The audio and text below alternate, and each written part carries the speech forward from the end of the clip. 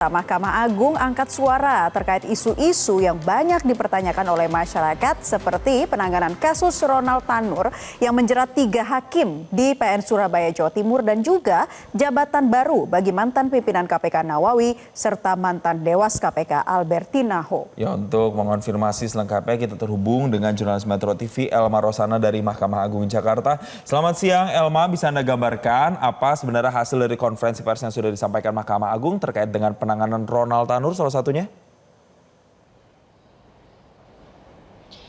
Ya, selamat siang Jason dan juga Naila. Baru saja Mahkamah Agung melakukan konferensi pers. Konferensi pers ini memang berupa jawaban atas hasil akhir tahun yang disampaikan Mahkamah Agung pada Desember lalu.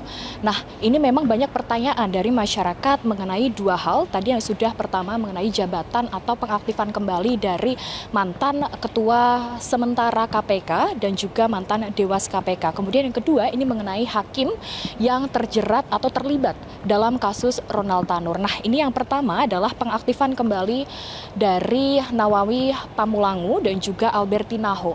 Kita ketahui bahwa Nawawi Pamulangu ini sebelumnya menjabat di KPK sebagai Ketua Sementara KPK. Kemudian untuk Albertina Ho ini menjabat sebagai Dewan Pengawas KPK.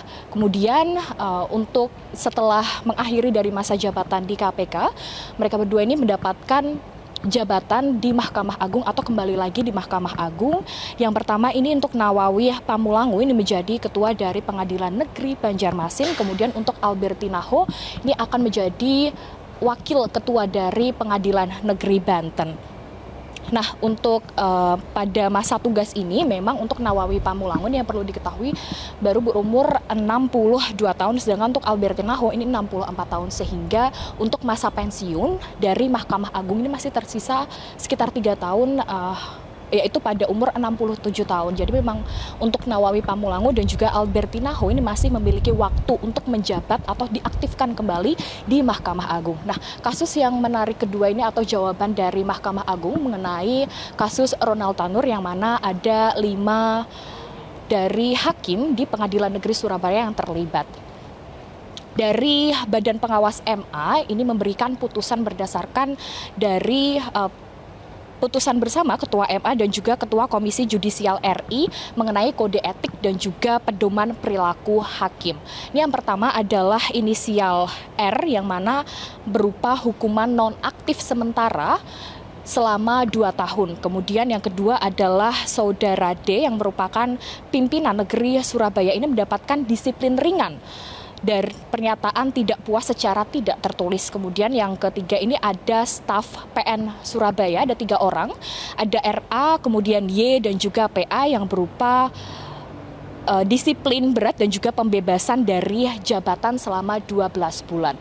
Nah, tentu ini masih berupa sanksi etik dari Mahkamah Agung, sehingga kita masih juga menunggu sanksi pidana dari Kejaksaan Agung. Dan memang dari Mahkamah Agung ini enggan untuk menjabarkan secara rinci mengenai namanya, hanya diberikan inisial dan juga atribut. Dan tadi memang dari awak media ini sempat bertanya mengenai apakah 5 hakim tersebut bisa menjabat kembali setelah sanksi etik dan juga pidananya ini telah dilakukan. Kemudian dari Mahkamah Agung ini menjawab bisa, tapi asalkan mereka berlima ini mengikuti tes dari awal seperti tes tertulis dan lain sebagainya di Mahkamah Agung. Kembali ke studio Jason dan Naila.